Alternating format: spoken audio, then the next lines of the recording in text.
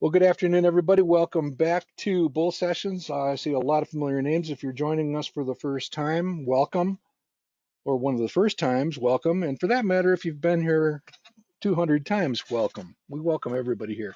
My name is Mark Robertson. I am joined here by my dear magical mathematician colleague, Ken Kavula. Good afternoon, Ken. Good afternoon, Mark. We just got a message from one of our friends in Arizona, Robin Hamilton, and she's asking if we can plug the Arizona chapter meeting, which will be this Thursday. One of our friends, Betsy Wills, is going to be joining them virtually and talking about small companies. And it should be an extremely interesting conversation going on.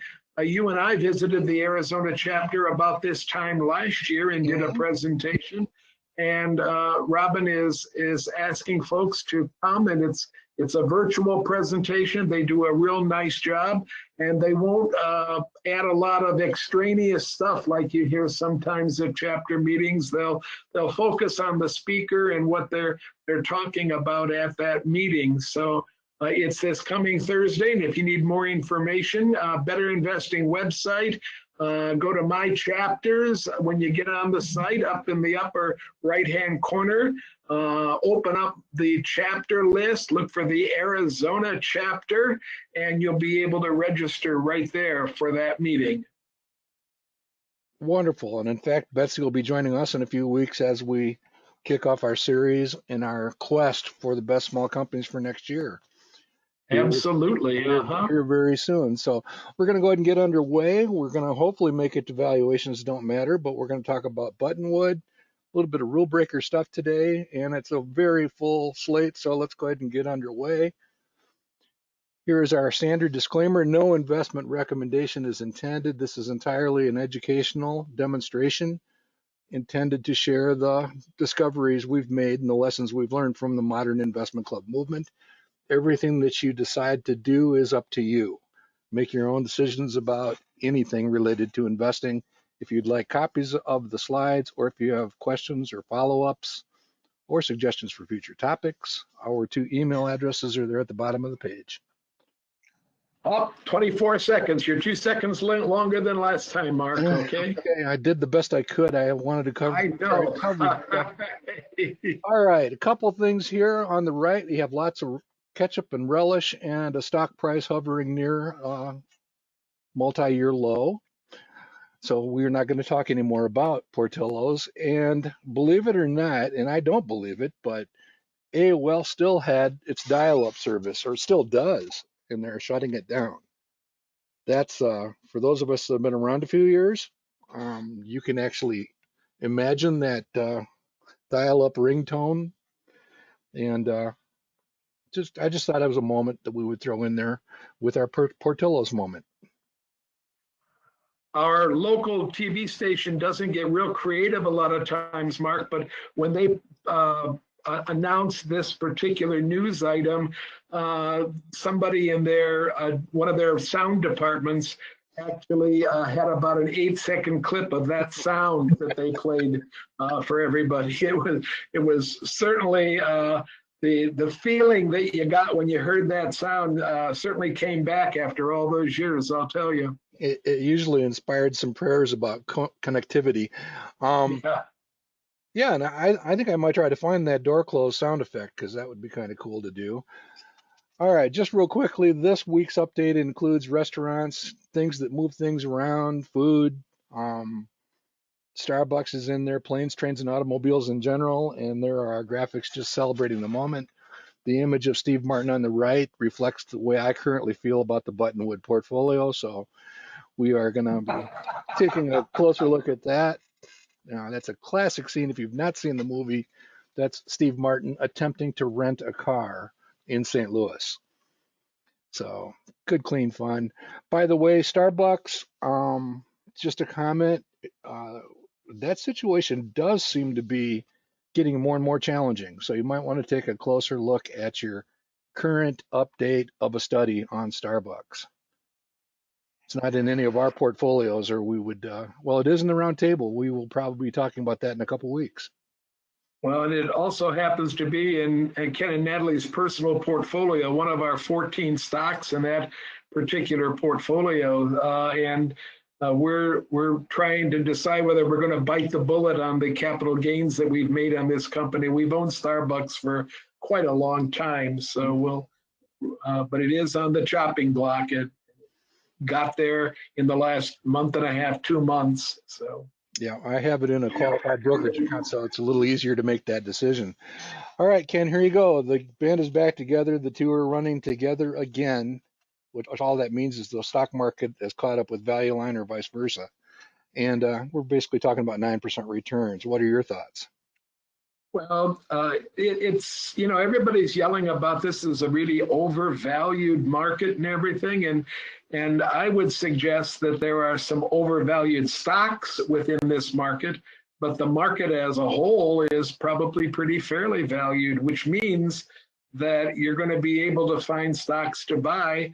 They just might not be one of the 7 or 8 or 9 or 10 names that you hear about all the time. That's all.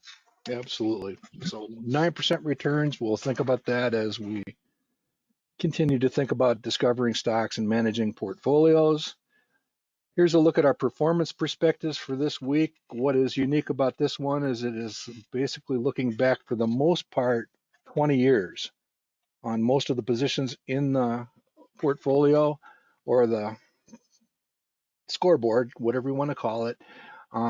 What I would draw your attention to, some of these things haven't been around for 20 years.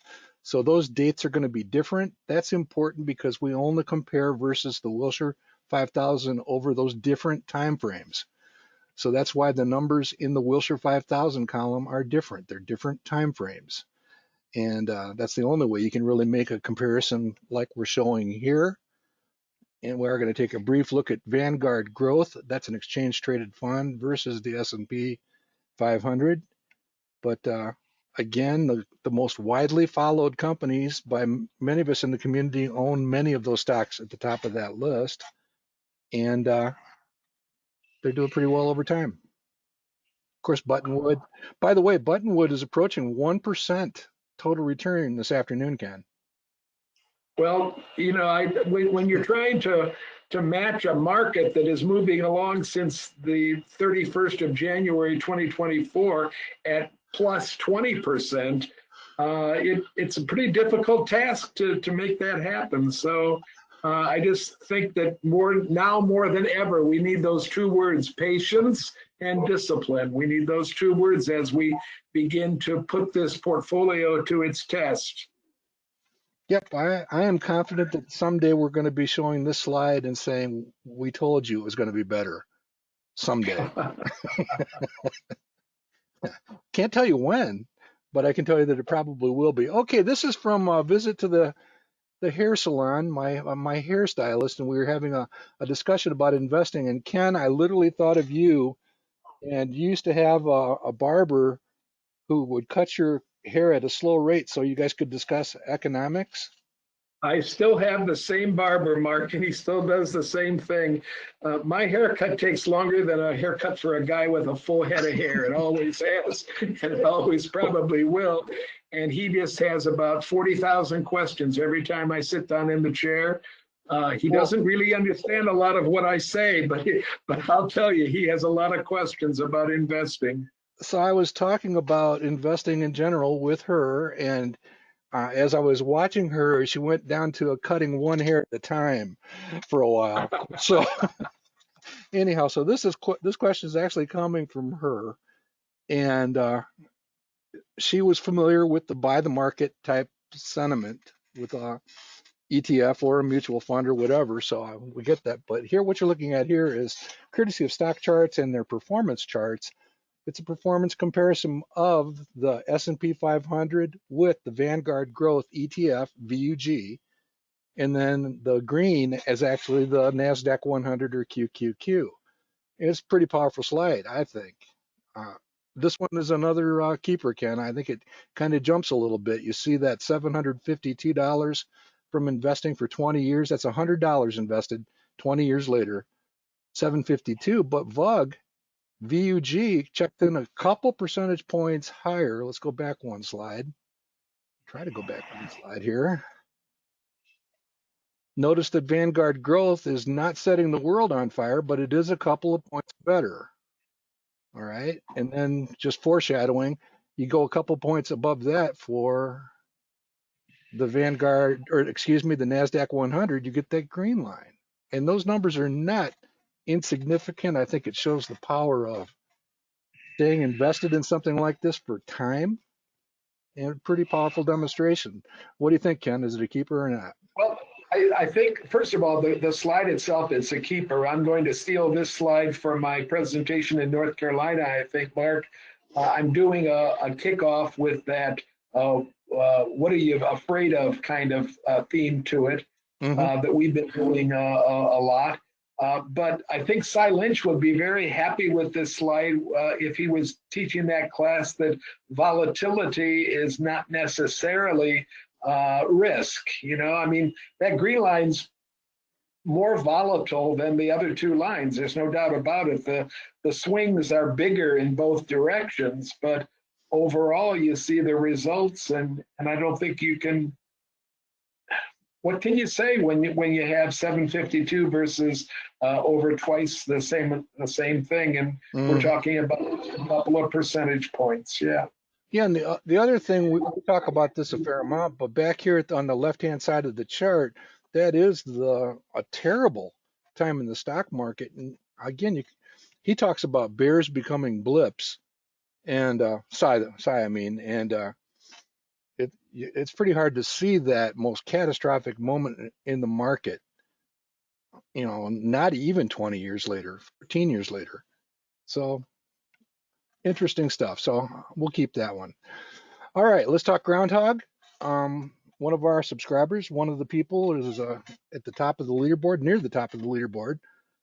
Advised me that he is working on his Groundhog Challenge victory speech in case he wins in February. And of course, the slide itself is a tribute to one of the most famous Oscar acceptance speeches of all time with Matthew McConaughey. And can you remember that moment? All right, all right, all right. This was the all right, all right, all right. This wasn't the you like me, you really like me speech, was it? That was Sally Field. So this is the all right, all right, all right speech. Okay. Maybe we'll use Sally next week. But I think this is an outstanding way to articulate an acceptance speech. And he's saying he didn't win the challenge alone. If it weren't for Mark's custodianship of my dashboard, I surely would have sold all my Credo technology, as I did in real life. Years ago, I sold Tesla after it had tripled. The feelings of regret are still haunting him today. But as if a guardian angel was watching over me. That's me, Ken, by the way. He's calling me a guardian angel. I learned that the Barron's Partners Fund was also mostly invested in Tesla stock, so he's relieved. So it's with that in mind that I give my 2025 Groundhog Challenge trophy, at least share it with Mark. Another Ron Barron to me. Thank you. So there you go, everybody out there. There is a template for your speech. So I shouldn't break his bubble and tell him that the rule about not trading in the middle of the year makes it easier on the person running the contest, right? I have no comment on that subject. All right, so here you go. Take us away, Ken. Well, there's 10 clubs in the top 40. That's not a record. We've been up to 12 during this year. Very little change at the top, except for Bill Warner's doing something to move up 15 spots real quickly right there, up to 7th place. I'm keeping my eye on some of these 3-time winners and 2-time winners. Look at those 3 clubs in the top 11.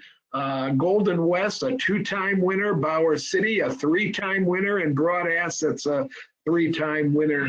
And they've been popping around up there in the top 20 for a while. I'm so happy to rejoin the top 20 after almost a 3-month hiatus from that list. So I'm going to pat myself on the back and remind Mr. Sheets and Mr. Dunman that they're beneath me in the list at this particular point. So there we go, folks. My Wolves Michigan club has moved into the top 50. Mark is doing me a favor by adding 50 names to the list this week just to show that. But all in all, we have some people making huge outsized moves.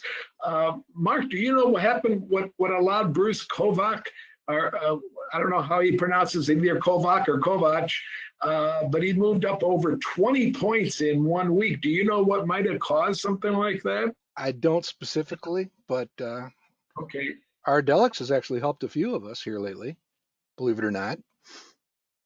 Oh, I thought we were going to make a whole bull session without mentioning that name. So too late. It's not happening. Well, we can be joyous that the monkey. I'm not sub monkey anymore.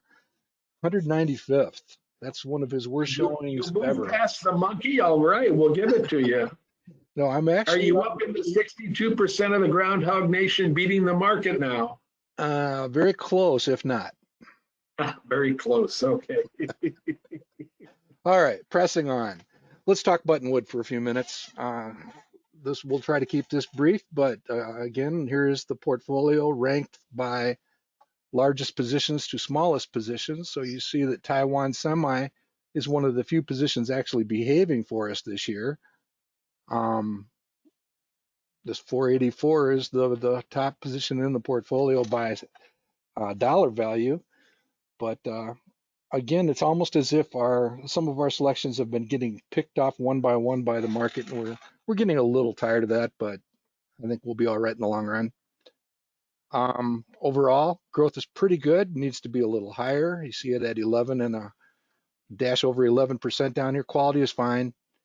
These are all pretty good quality companies or excellent quality companies, and we could use a little bit of a boost in the overall return forecast, but nothing egregious at all.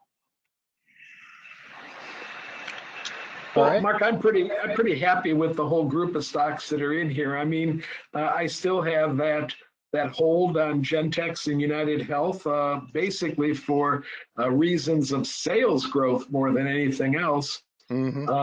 But I still am not enamored of Lululemon, but we did cut it way back down to a single share in the portfolio. So, small steps and again, patience and discipline, because that's a pretty decent par value for any portfolio, a forward par. And trying to keep that par value elevated when the market is just on a tear, that's a very difficult task. Quality, you just can't sneeze at the quality we've chosen. Maybe we have a little bit too much quality here, but that's a nice problem to have, I think. I love the earnings stability in this portfolio, and I think that they're going to all start to have people discover that most of these companies, if they're not performing, they should be performing. And let's look at it every quarter and see where we should go with it. I don't want to do too much fooling with it, but I am pleased with the changes that you're suggesting for the portfolio going forward. Okay, before we get to that, Ken would like to just say a few words about record keeping, and although this is a simulation of what could be a club portfolio, it's also a simulation of a private portfolio, and that's what this is for, an investment account manager. And I talked to the proprietor this morning, Matt Wilms. Hadn't talked to him in quite some time, and it was a good conversation, except when he teases me about my baseball teams or the Detroit Lions, etc. Darn Packers. Anyhow, you can actually do a free trial download. They're coming out with version 4 pretty soon. And Ken, I know that you've been a long-time user of the product, so you can find more information about it right here. Again, we're not hawking it, or you make your own mind up about whether or not this can save you time. I do know, and here's your entree, Ken, this has probably saved Ken's accountant a whole bunch of time over the years. It's just so nice, Mark, because you can write any kind of report that your accountant wishes you to write. You can show them all your buys and sells. You can show them your capital gains. You can show them almost anything you want. We've been using this for close to 40 years now. It's been around for a long time. We wanted something that would simulate the accounting that you can do on a spreadsheet. And obviously, 40 years ago, spreadsheets were in their infancy. Mark still moans and pines for what is it, Lotus 1, 2, 3, Mark? Is that the one you still want to put your data into? Absolutely. If I could, I still would. Well, I took about an hour and a half to put the Buttonwood history, everything from our very first infusion of cash into the portfolio, and then through every single buy, every single sell, every single dividend. We had some strange things happen in the brokerage account, and I accounted for it. The account handles foreign taxes. It does all kinds of things for you. And I came up with this. Once I wrote the reports for Mark to put onto the slide deck here, I noticed that I had made an error in my data entry, and I will clean this report up so that the 4/10,000ths of a share of ACM research is no longer showing here. Obviously, when I typed in the sale, I didn't type it out to enough decimal places. And so the computer still thinks that we own that 0.00004 4/10,000ths of a share of ACM research. We do not own it. It does not affect the value of anything. And you can see that the computer is suggesting that that much ACM is worth nothing. So it's not affecting any of the numbers. But we're getting a really good report, much as you would get an evaluation statement for your club. Mark, if you go to the next slide, the only other report that I printed out this time was a performance report for the Buttonwood portfolio. And here's a performance of the entire portfolio, including every single stock that we've bought or sold throughout our history. That can be a really long report if your history gets a little bit longer than about a year and a half right now. Mm-hmm. So I then printed out, if you go to the next slide, Mark, I then printed out a report that only shows what's happening to the current holdings. Now, I have a call in to Matt, and I will press that call before our next bull session, because I have one question. I'd like to know if that internal rate of return, the IRR in the last two columns at the very bottom, I have a feeling that's for the total portfolio, including buys and sells, and it's not just the IRR for the holdings that have survived in the portfolio. I'll ask him that question, and I know that he'll have an answer for me immediately. That's one thing Natalie and I like about this particular piece of software. You make a phone call, you talk to a human being, and you get an answer. And if they promise they're going to call you back, they do. And usually within hours, not days, that call comes back with an answer for whatever you might have questions with. My wife, many times in the last 35 plus years, has had questions about splits, about spinoffs. She's had questions about how do you handle this particular problem that has only occurred in our portfolio one other time. And Matt and his brother have been there immediately to offer advice and to help us out. This comes with a data feed attached to it so that it stays current on prices. You don't have to supply any of the data for the program. And while Mark and I have no financial ties to Quant9 software, we really appreciate what it can do for an individual investor. And my accountant really appreciates the fact that any question he asks about our portfolios, we can answer by just queuing a question into our software and getting the proper report that he's looking for. So all in all, I've had so many questions over the years on how do you keep track financially of your portfolio? And this is the software we use. It has every single brokerage transaction that Natalie and I have made in our entire lifespan. She was careful to go back at the beginning and put in about 4 or 5 years of history because we got the software after we started trading. And it's been really good to us, and I can't say enough good things about it. And that's probably enough for our roundtable presentation today, Yeah, Mark. yeah. I look forward to when we come to tax-related selling in the fourth quarter. I mean, this is a great place to turn and actually be able to see, what can we buy and sell to affect our overall tax situation for the Buttonwood portfolio. So we'll do that. All right, here's a look at that graph we've talked about. We've presented it as a table for a while. I think this one really does show up pretty well. The Buttonwood balance, the current balance, which is right around $4,300 in that blue line. Again, we want to maintain the overall portfolio projected annual return at a decent level. All the decisions that we make are to tug that in an upward direction and increase it. And then the future value is what we might expect if our assumptions were to come to fruition 5 years out. So it's really kind of a neat thing to think about that. I mean, job one of the investment club is to have a collection of high quality companies with a sufficient return expectation. And this one captures it pretty well. I think it'll be interesting to watch this over time.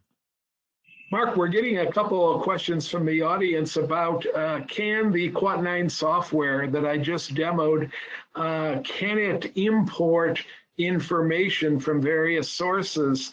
I know that it can import data from many, many of the major brokerage houses, and the list, there's at least a dozen or 15 on the list where it can import data directly from the brokerage house, so you don't have to sit and do a lot of keying of dividends and that kind of thing. Bakul would like to know, can it import from Quicken? I know that it can import spreadsheets, and if Quicken can export in a comma CSV, that's CSV data, and I don't use Quicken, so I'm not quite positive it can. I think it probably can import in the proper format, and if it can export in that format, then I know that this can import those kind of spreadsheets as well. So I'll take a look at that. Well, my advice would be to type a question, go to the Quant9, and it's Quantix. It's the Roman numeral 9, not the number 9, but Quantix, and you'll get to their website, and communicate with them by email about whether it can do it or not. And again, their customer service is top notch, and if you give them a question, I know that they will respond to it. Yeah, and I know that we had exchanged data years ago. I need to go back and look and see. He was interfacing with Manifest. I want to see what the status of that is and see perhaps we can do something with that also. All right, let's go ahead and press on, Ken. Here is the actual portfolio with that parade of opinions that we often talk about. What's interesting about the Buttonwood portfolio is every single holding is a roundtable stock. Were you aware of that, sir? I wasn't, but I'm not surprised. All of those are bolded. The 5 that are in blue means that those are top 40 stocks. So this is a pretty representative portfolio, which means that there's a number of you out there gnashing your teeth over the performance of the last year or so. So Ken and I don't need to feel alone here. Again, just from top to bottom, just kind of looking for things which might trigger interest. I mean, Lulu is really down here. I mean, if you're out there considering taking on a Lulu position, it's pretty oversold if you have faith in the expectations for the company. So that's a pretty low number. The other one that I like to point out here, Ken, is down here at the bottom, IES. Morningstar thinks it is dramatically overvalued, and the analyst consensus, and this is quite a few analysts, thinks it is irresponsibly undervalued. How's that for a difference of opinion in the market? I mean, that is just huge. That's really extreme too, Mark. It's not just a little bit; it's extreme. Yeah. Oh, it's off the charts as bad as I've seen in a long time. So again, if you have a different opinion about it, you're probably leaning one way or the other. We have leaned a lot towards this column, not purposely, but one way to look at it. So here's what Ken would like to do with the portfolio. We have a two-part recommendation. Ken, what do you want to do with $107 in cash, and Well, why? my reason was a little bit more simple than the suggestion that Mark makes on the side, but I'm in complete agreement with what he's saying on the side there. I had suggested just taking the $107 and buying as much Decker as we could with that, which would be approximately another share. And that's the only changes that I was going to put into the portfolio this particular month. I'm comfortable enough with Lulu and with United Health and with Gentex. Those are the three problem children as I see it in the portfolio right now. I'm comfortable enough with those three to continue to hold them. Mark is suggesting that we cut our losses with United Health. We'll certainly be taking a tax loss on that one. That we cut our losses with United Health, and then we turn around, and because of the extreme oversold nature of Novo Nordisk, that we maybe add a little bit more to Novo Nordisk. Here's a case where Morningstar and the ACE number are really kind of singing the same song. They're in the same chorus with each other, and both sources seem to think that it's very undervalued, and the average return, that's an exemplary return for a company at 27%.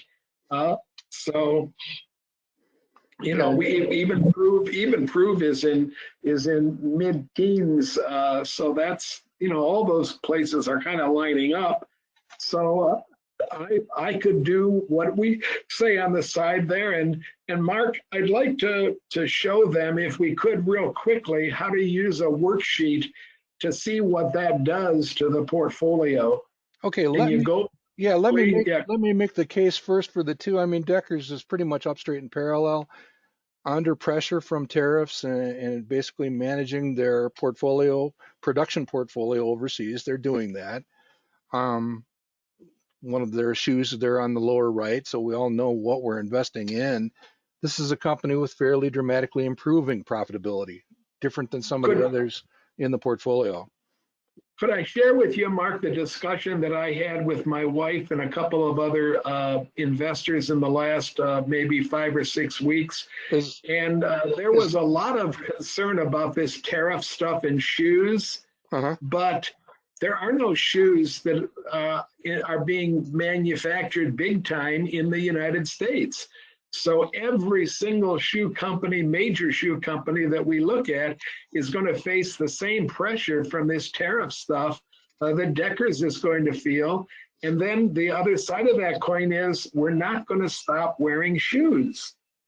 So if they're all going to have the same pressure, and if we're not going to stop wearing them, then maybe that pressure is irrelevant to our final decision if we want to own a shoe company.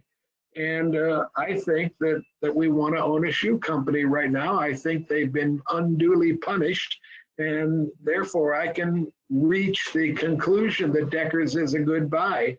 Yep, good cash flow, good profitability. You managed to have that discussion without criticizing my taste in shoes. Check another box off. I do get a little bit of trepidation when they use that word iconics, because I recommended iconics brands to the roundtable. That didn't work out so well. And here, I think they said iconic. Iconic. Maybe that's enough immunity from the disaster. Okay, here's Novo. Novo, of course, is the one of the GLP-1 companies out there. that has been making a lot of the hay. There's a lot of concerns going on with Novo. They obviously have a huge field of opportunity and literally centuries of experience dealing with it. So I'm pretty comfortable with the company in general. Yeah, they're going to face challenges, operating and management challenges, but they've done a pretty good job over the decades. Pretty good looking cash flow. And then this is something Ken brought up when we talked about it, I think last week or perhaps between meetings, but they did have a problem with a Canadian regulatory requirement. And I just went to ChatGPT and asked the question. I actually went to 3 or 4 of them, and this seemed to be one of the more better summaries. This is kind of what I was thinking or how I was feeling about the company and the situation. And they're basically describing it as affecting a very small segment of their business. Now, obviously, if it spreads, if there's a contagion of, I'll call it a contagion of potential incompetence. If that were to happen, then yeah, then we have a real problem here. They are under some new management. He's not new to the company, but this is a company well positioned in an area that is great promise in a lot of different ways. So that's one of the reasons I'm bringing it here. So my suggestion is, and then I'll talk a little bit as we close on United Health. I like the company, but they're just faced with some pretty significant challenges. I hate the concept of dead money. Hear people talk about companies in the doldrums being dead money for X amount of time. That's not generally how we think, but United Health does have some pretty serious challenges. And again, just we're consolidating from one healthcare related company to another, and we pick up a little bit of growth and without damaging the overall return. Uh, we're basically going from 9 to 14% growth on the position, and the Novo position will be one of our largest positions. We're thinking as long-term investors, but they'll still be under 10% of the portfolio. So we'll show that when we show the demonstration here. Anything you wanted to add, Ken? I think it was very nicely put, Mark, by a couple of different analysts that I've read and listened to about Novo, that everybody should be willing to give Novo a single pass on this administrative issue that they had, but be very wary if that issue is used as an excuse again. If something like this happens a second time, that might indicate that there's a real problem in the culture of the company in keeping track of what needs to be kept track of. So one time, okay, we'll give them a pass, but don't let it happen again. That's kind of the way that I was always eager to discipline when I was doing all that work at the school level. Here's your one free pass. Now don't let it happen again. I don't want to see you here for this ever again. So I don't want to see Novo in this position ever again. Yeah, if they have a similar screw up, then that summary that I showed you actually does cover that, the mention of that. Okay, so here we go. In order to get to the worksheet on any portfolio, and I'll blow this up in a second, I'll enlarge it. You actually just click on this downward tab, pull up the worksheet, tell it to go ahead and get current data. So we should see $107 in cash, $42.75. That's last night's close, of course. And what we're basically talking about here is we would like to raise this from 13.7. We would like to raise the growth if we can. And what we will do first is push it bigger now, Mark, before you do anything. Push it a little bit bigger for people to be able to read it. Good idea. How's that? That's good. That's good right there. Okay, so Ken is recommending that we add to our, I'm having a brain moment here, Deckers. Okay, so let's go ahead and take that up to 2 shares, just over 1 share. You can see that will leave us, that changes Deckers to a 2 share holding in the company, in the portfolio. and our cash is down to $1.62. I think we can live with that from month to month. And you could also watch the par number move up a little bit. Mm-hmm.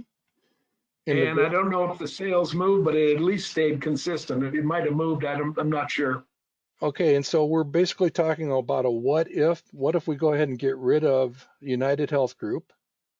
So let's go ahead and set that down in purgatory. You can see that we now have 122.75 in cash.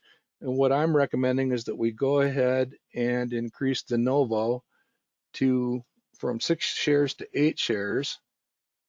Hit submit. We will still have $23 in cash when we're done with this. And what we have now done is gently raised the overall growth of the portfolio. We did not affect the quality, and we gently raised the overall projected annual return. So it's a great what if game. Ken, if you're good with that, I'm good with that. And this tool is amazing at a club meeting, or it's amazing even to use when you're just talking to your investing partner about what you should do next. I manage portfolios for my sister, and when she and I sit and use a worksheet, everything becomes crystal clear about why we're making certain motions in the portfolio and why they're happening, especially when you don't make 100 of them a year. When you only make a half dozen or a dozen a year, it's important to understand why you're doing what you're doing to the portfolio. This leaves us with a 16 stock portfolio, which I think is way, it's what you need at least to be diversified. I don't think it's too many stocks. I don't think it's too few. I think we've done a nice job, and we haven't paid special attention to worrying about sectors or size of the companies, but we know if we were to look down at those graphs that we'd probably be fairly pleased with them right now. That's a nice set of sectors. We don't need a company from every single one of the 11 sectors.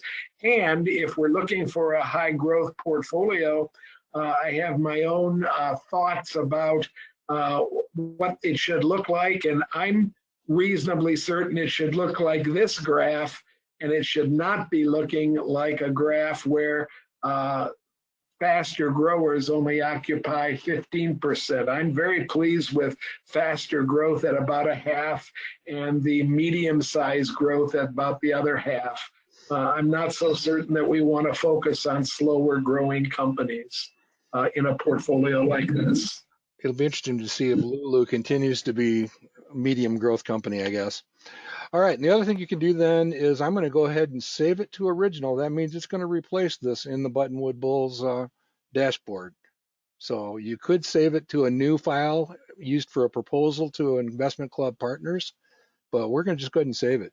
So that is what you will see if you pull up the public dashboard now. That will reflect those changes. Okay. We're getting some questions about NICE in the portfolio, Mark, and my reaction to NICE is that I don't think anything's basically changed in that company in the last 3 or 6 months, and I don't think any of my forecasts that I've done on my stock selection guide or that Manifest has come up with have had any major changes either. So I know that the price action for NICE right now has been negative for the last couple of weeks. And to me, that might only indicate that there's a buying opportunity for NICE if you're interested in that particular company. I don't think that the par at 22% is that much outside of the sweet spot that we should be worrying about the analysis at this particular moment. Yeah, I would just simply say that it's been kind of stuck in the doldrums since they lost their chief executive officer, who went to, I believe it was FactSet. This company has been stuck, and they're now in a trading range, but the long-term look at the company, and we certainly will be looking at it in closer detail, but it's just been beat up. Just note these numbers over here, not unlike some of the others on the list. They're just simply beat up, I think it's time for the buttonwood components to pick themselves up off the canvas and start running. That's my pep talk for them today. All right, let's go ahead. Well, and I guess we should also say, Mark, that the next time we get an infusion of cash, NICE would definitely be a stock that we'd be looking at. Definitely. So we'll be taking a closer look. All right, we told you guys about this last week. The book will be out in mid-September. A few of us are looking at some of the draft manuscript type stuff right now, and we will probably, at some point, I would guess in early October, have a detailed discussion as part of our annual hunt and quest for the best small companies, because some of those might actually fit these descriptions too. Just included a couple slides in here to warm you guys up. Here's some rule breaker characteristics. I think this is the one that we have noticed more often with companies like Palantir and its incredible PE ratio right now. That's one of the qualifications. Company that seems to be dramatically overpriced. And again, you can wait for a pullback to get in there. Ken and I are both trying to figure out what we're going to do with our Palantir holdings. We both hold it, and it's gone up a lot, Ken. I will tell you the decision that I've made, Mark. I took my initial investment out of my holdings, and now I feel a little bit more comfortable just playing with somebody else's money at this point. That's probably more of a psychological move than it is an investing move, but it made me feel good, and it made my partner feel good. Well, I can somewhat relate to that. I just took a partial position, one of my partial positions in Ardelyx. I know it's hard for you to believe that I actually sold some of it, but converted that into a resurfaced tennis court at our daughter's house. So, yeah, so even if Ardelyx goes to zero, I have a refinished tennis court that I can put my hands on, will feed on, or something like that. You get it. Okay, those are the things. Here's some examples that we have talked about a little bit in today's market, just to give you some suggestions. And as Ken has requested, if you have something out there that you think qualifies as a rule breaker, we'd like to talk about it here. Here are 3 suggestions: Palantir, Axon, and Mercado. And those are no strangers to any of us. I wish I had gone with Axon back when we were talking about those defense and law enforcement companies, Ken. I really wish I had somebody had persuaded me to go that route. Well, I'll also tell you, Mark, that when you and I first started talking about Mercado, we didn't even know how to pronounce it correctly. Back when we first started talking about it, that was up at a Minneapolis event many, many years ago, 10, 12 years ago. I wish I would have taken the idea and just put a little bit of money into it. So these kind of rule breakers, many times on first blush, you say to yourself, why would I ever invest in something like this at this particular moment?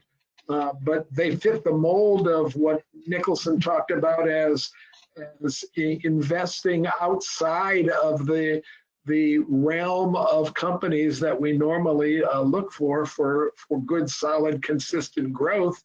And I think we should continually remind ourselves that when Nicholson said, if you think you know what you're doing, then it's okay to take 10, 15% of your portfolio and deal with investments that are not the normal kinds of core holdings that you put into the kind of portfolio that we try to establish and to run in better investing or in manifest investing. Yeah, and the other thing from that Minnesota moment, Ken, if we had bought it, we would have had to go through the ordeal of a tremendous sag in price. You know, much like Netflix, we've talked about Netflix, and I think much like Apple, Mark, you know, yeah, or Palantir could happen to Palantir any day now. We've had others. Look at Credo. I mean, it's hard to hang on to these, especially when you get an emotional eruption that drags the price down dramatically. Netflix is one of the best examples, and we'll probably cover that. I know that we'll cover that in greater detail as we dig into his book. Here's Palantir. Palantir's been going crazy. It hasn't had that major moment yet. It's just, I mean, the projected annual return is basically down around zero. The core question, and we'll develop this thought a little bit, what do you really think the margins will be going forward of this company? You know, where's it going to settle out at? Because I mean, growth is astronomical. It's over 20. It's an interesting question, and a lot of times as you're dealing with a rule breaker, you have to have some semblance of an opinion. Here's one way to think about it, I think. Booz Allen. I'm actually an alumni, so I know a little bit about this company. It's the current stock to study in Better Investing magazine. It's also quite a cash flow animal. And it's an example of a company that does some of the types of work that Palantir does, and pretty steady profitability over the years as you look at that bottom graphic. So it is possible. The question I have for Palantir is, are they going to behave more like a software company or one of those highfalutin consulting companies, or a hybrid? So the question becomes, you know, what is reasonable? Is it more reasonable to have Microsoft type levels of profitability, or Booz Allen for a company like this? Any thoughts on this, Ken? Well, and not to muddy the waters, Mark, but software has been taking some hits recently about how will AI affect software companies? Will it make them more efficient, or will it drive them out of business? You know, there's a lot of different thoughts about what's going to happen to traditional software companies. And they run the gamut from extreme tailwinds to extreme headwinds for these kind of companies. So that's one more thing we have to add to the mix when we're thinking about it. Our friend Marie Frank has offered up the name Grab to add to our list of possible rule breakers, Mark. So we've got another nomination to add to the list, GRAB. I don't know anything about the company at all, but she says you can compare it to Mercado Libre if you want to. Absolutely. We'll take a closer look at that. Yeah. And this actually aligns with the theme that Todd mentioned about Palantir having a whole lot of Defense Department contracts. And all we can say is we will see, but we will be watching closely as we try to figure this one out. All right, here's just a few. I'm gonna mention one point from our audience, Mark, because Marie has been a great defender and promoter of Palantir on the Manifest Investing Forum. And Marie makes the point that right now Palantir has only 800 customers. That gives them almost unlimited room to grow their business as people begin to understand what Palantir can do for their particular situation. So that's a really good point that she makes. One of the things we're always been trained to do when we're looking for new stocks is to ask ourselves, how will they make money in the future? And this is one of the ways they're going to make money. They're going to expand their customer base. Yeah, and the other thing that anytime you're dealing with a rule breaker type company, notice here, these were the forecasts from Value Line on the lower right here for 2027 and 28. That would be between $10 and $20 per share. I hope it's clear that this is a challenging company for some of the people trying to track these companies. It's a challenge by Value Line, Morningstar, and others. When you're dealing with these companies, you got to almost disregard their opinions about these types of companies when they're early in their early stages. All right. I'll give this company another name, Mark. It's also a dashboard destroyer. When you add Palantir to your dashboard with the negative number that it has right now for par coming from our data set, it can really play havoc with your dashboards. You might want to create a dashboard for your core holdings and then place your non-core holdings in a separate, but not even equal, but just a separate dashboard to keep track of it, because it certainly will destroy the averages that you might be trying to achieve with your core stock. Amen to that. We're actually going through the planning stages of how we might handle that a little bit more adeptly with the next version of Manifest. All right, 30 seconds or less on the best small companies. I'm just going to circle a number. Ken, you can talk about whatever you want, but we are doing okay. I'm not going to talk about anything except we do have a couple of really strong underperformers on the list.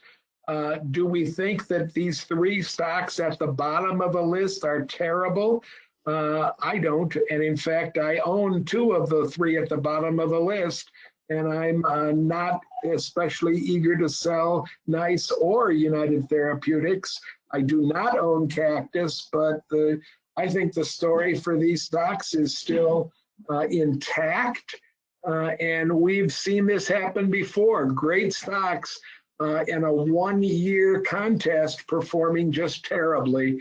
And for me, that might indicate opportunity rather than panic. I do love the fact that there's enough at the top of the list.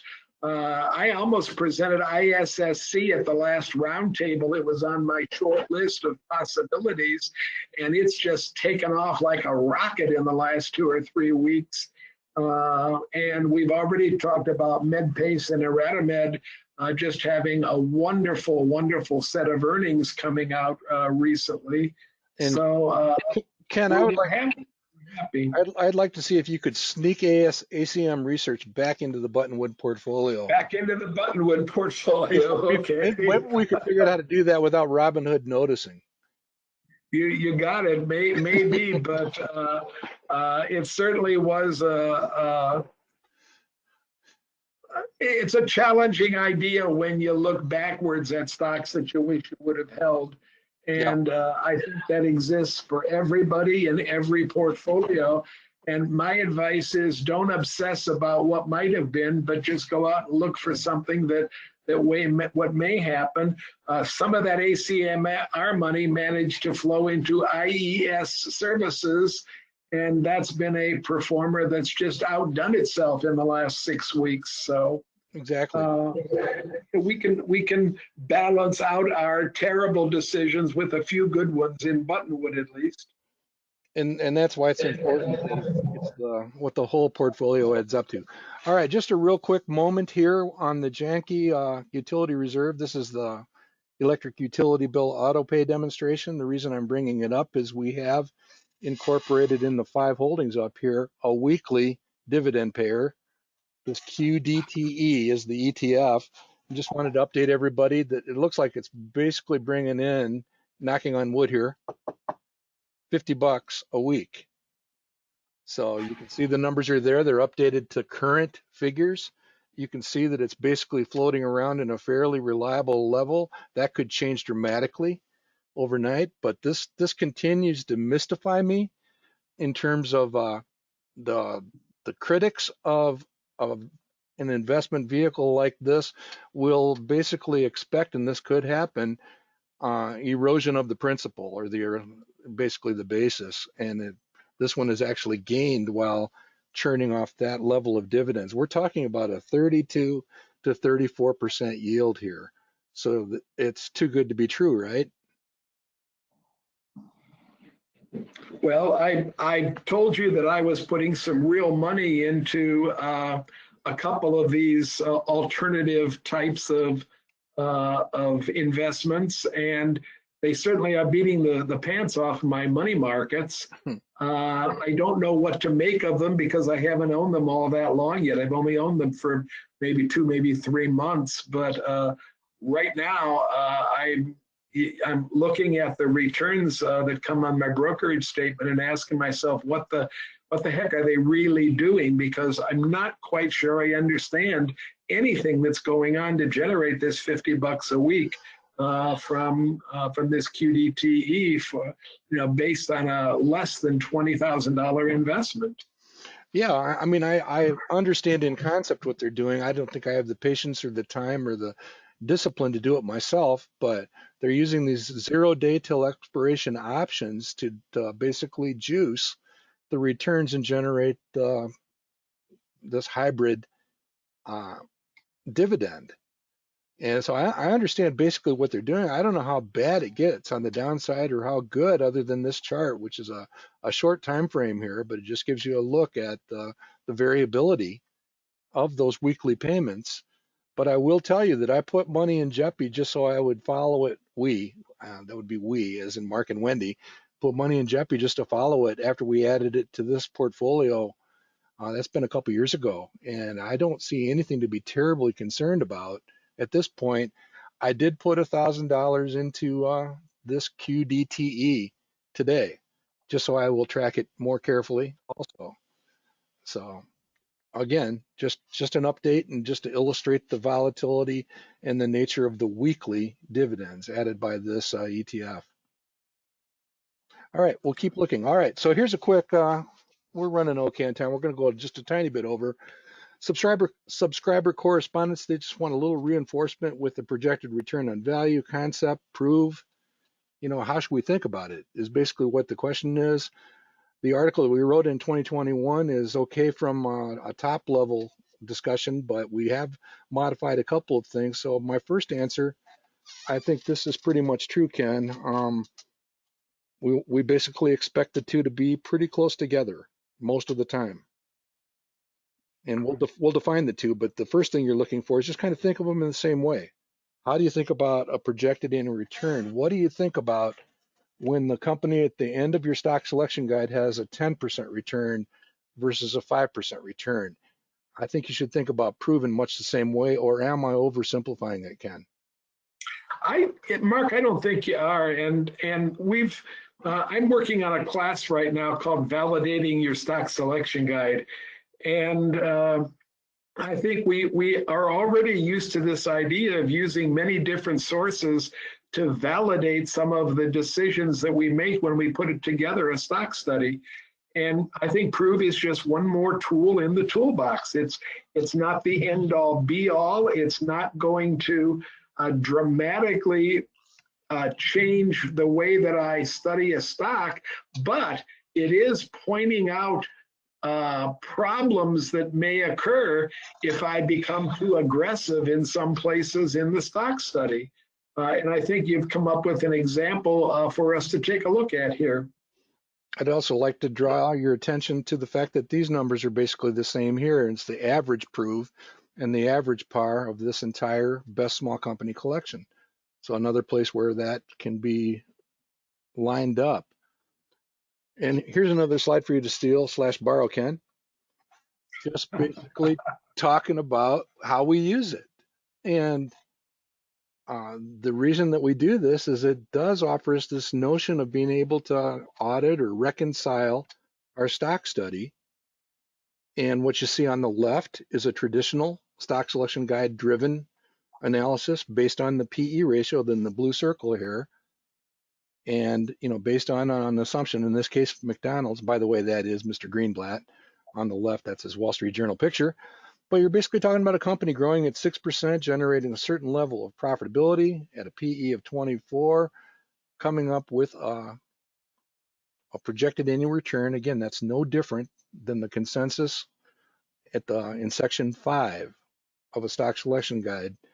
I would say a 9 or 10% return. On the right-hand side, we're basically going down to the sales forecast, but then we're taking a detour and saying, well, let's look at the projected operating profit, just like you see talked about up here.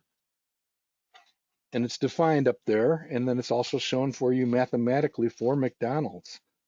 So it's basically the projected operating margin in dollars, that projected operating income divided by the enterprise value as we've defined it there.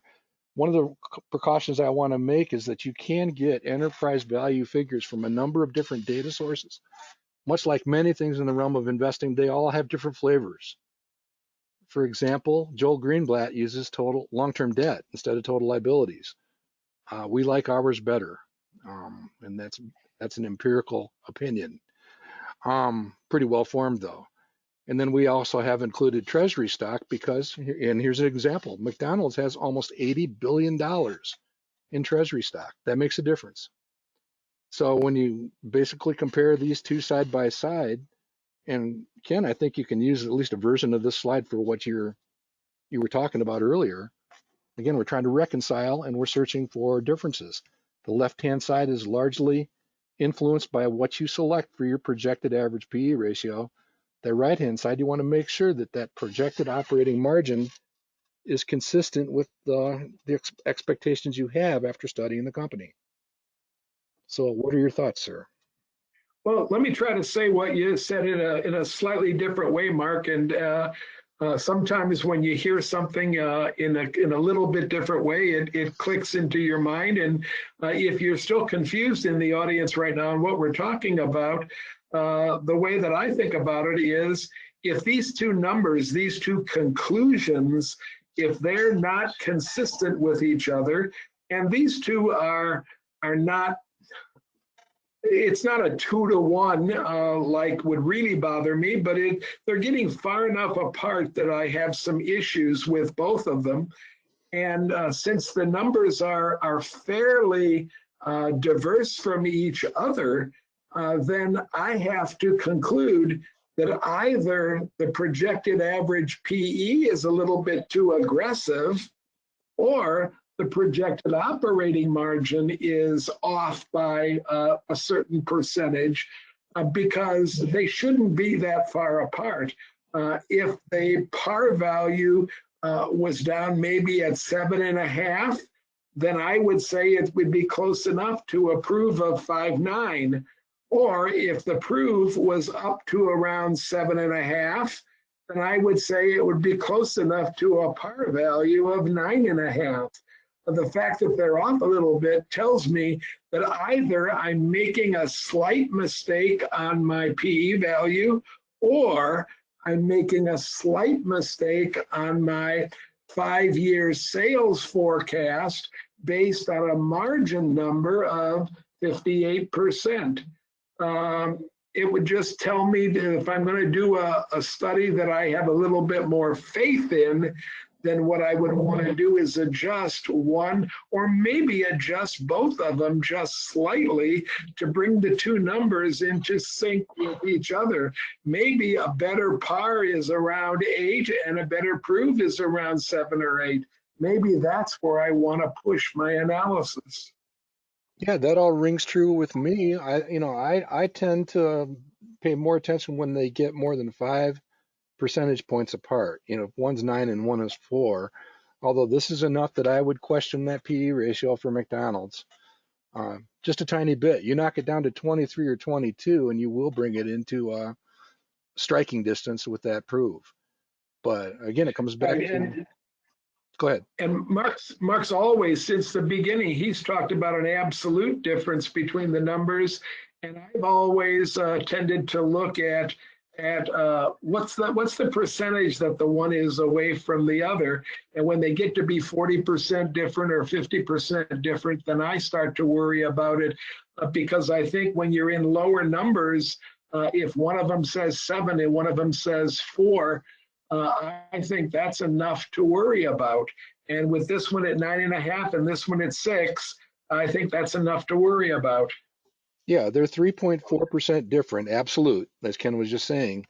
The average company tracks between 0 and 1% difference in absolute. So that's kind of my yardstick. Yeah. All right. Good stuff. All right. One thing we wanted to bring to your attention on last Friday's Compound and Friends with Josh Brown, they had this guy Josh Parker on, and man, can he talk. You could really stretch it out, but it's an excellent presentation. Really sets a nice tone for the general market. Talked about a lot of things, and all I'm going to do is, on the forum, and I'll show you when we sign off here. We put a Chat GPT or a Notebook LM condensation of the 1 hour, it's actually an hour and 20-minute long episode. And here are just some of the things that I grabbed from that. And here I'm engaging cognitive bias, which is my own biases, and I'm doing it at warp speed here. I'm picking out the things that I agree with or notice and leaving the rest of it on the cutting room floor. And it was just interesting to hear the group around the table talk about this notion again of, and uncoding that PE ratios don't matter in it, again, for many companies. And that's really not true. It's just they have to be treated and comprehended differently depending on where companies are in their life cycle. So yeah, valuation considerations are different for rule breakers and for early stage companies. So you just got to be careful. But I don't believe that PE ratios have suddenly stopped having any significance or contribution to investing. I don't believe that. You just have to keep them in context. So Ken, does it surprise you to hear me say that? I am a little bit surprised to hear you say that, but I think it's always been what you believe. I think sometimes the statements have been a little bit strong about PE ratios to make a point. But I always think that we want to consider that ratio along with many other measurements that we can make on a stock or, for that matter, on a portfolio. I have been doing a lot of work with AI, and one of the rules that I found very interesting, Mark, comes to me from one of the people that has created the idea of artificial intelligence in the first place. One of the founders that are credited with putting together the concept of artificial intelligence. It used to have many different names, and we finally settled on that AI name, I think, for the whole concept of what's happening today and thing. But it has to do with queries, with the statements, the questions that you ask of artificial intelligence. And the rule is that you need to be very aware of your own confirmation bias when you're setting up the query in the first place, because many times the query has been adjusted to match what you think you'd like to see as an answer. And when that happens, then a lot of times you get exactly what you ask for, which is a confirming answer to a question that you really don't want to get an answer that has an answer that's any different from the one that you're asking about. If that sounds circular to you, a lot of times it is. And that's something that we have to guard against. Yeah. Not bad though. I had to correct my title to confirmation bias. That's what I meant. I heard what I meant, or I wrote what I meant. Okay. Or whatever. But one of the things that it does kind of resonate with me, and again, perhaps this is confirmation, but this whole notion of dealing over here on the right hand side and caring about this number, this projected operating number, and the margins become extremely important. Going back here to the slide on Booz Allen, I mean, this graphic, as you attempt to understand a company and understand where it seems to be headed, is extremely important. I mean, we could put Gentex up here. It doesn't look like this. It looks different than this. And you reach different conclusions. And I think that's an important thing. Now, we got all tangled up in Costco recently, and he made, and this is worth the price of admission to hear him talk about how he sees AI and forces in the workplace and everything else taking Costco from gasp everybody, a profit margin of 1% to 1.5, and again, I'm kind of making numbers up here. That's not a 0.5 change in profitability. That's a 50% change. And that's what he means by this margin expansion actually meriting a higher current multiple, as it's written here on the page. So it's just kind of interesting to hear those guys kick this around in that context. So I would urge everybody to take a look at it again. I'll show you when we sign off where to find the link to the session itself and the summary. And then Ken, here's the United Health comment that really did influence me. They talked about it during the session, and there's just a whole bunch of stuff going on at United Health. I have 2 family members that have worked directly with United Health, so I have a little bit of insight on this. And then a friend of mine made a comment just the other day. He's actually a friend of ours, that it's hard to do your job at United Health when you're in a cubicle with a couple of FBI agents. And that's the current situation at the company. Now, that doesn't mean they're doing anything wrong, illegal or criminal, but the reality is they are under a fairly deep investigation. And that's part of why you see this unusual 60% decline of the company. And it doesn't, who knows when that will all pass and be water under the bridge or over the dam. They both work. That's kind of my reason for switching from United Health to Novo under these conditions, Ken. So I don't have any quarrels with what we've done today, Mark. So now I just want to sit back and be patient and have some discipline going forward about, I want good reasons for why we do what we do in our portfolios. And I don't necessarily want to guarantee that those reasons are going to hold up over the next 5 years, because I know that some of them won't. Yeah, and it comes back to the government's kind of in control of how much and when there's a recovery, and that's also kind of one of our rules to try to avoid. All right. Here's a quick reminder that we do archive all of the bull sessions and roundtables. You can find them at YouTube. If you search on Manifest Investing, you'll find this page, and you can go back and dig into some of the previous stuff. And just closing things down here today, Ken, would you care to offer a guess as to what island this is, or what island do you think that is? The audience can participate. Is it Isle Royal, Mark? Good guess. No, but good guess. I mean, with that kind of deciduous trees, it can't be a Pacific, it's not Fiji.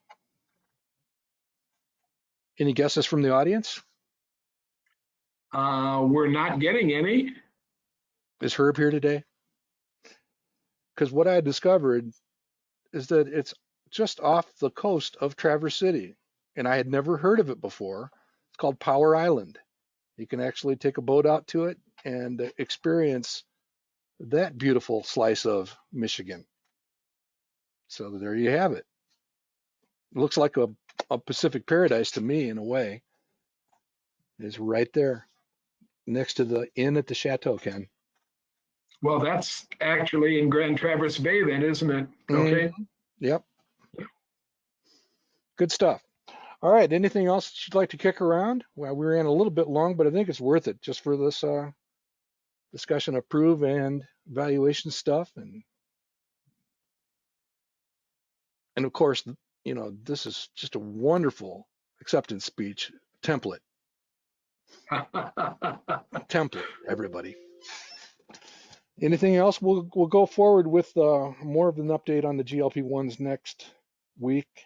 I expect to be able to discuss a little bit about that with Hugh McManus, our pharmaceutical scientist. He and I have been in touch recently, and he might be able to give us an update on and folks, subjects. I promise that we'll be looking carefully at the roundtable portfolio as well, and doing a little bit of culling and pruning and decision making about what should remain in that portfolio and what should be added to in that portfolio. So we'll take a hard look at that in the next 5 or 6 meetings also.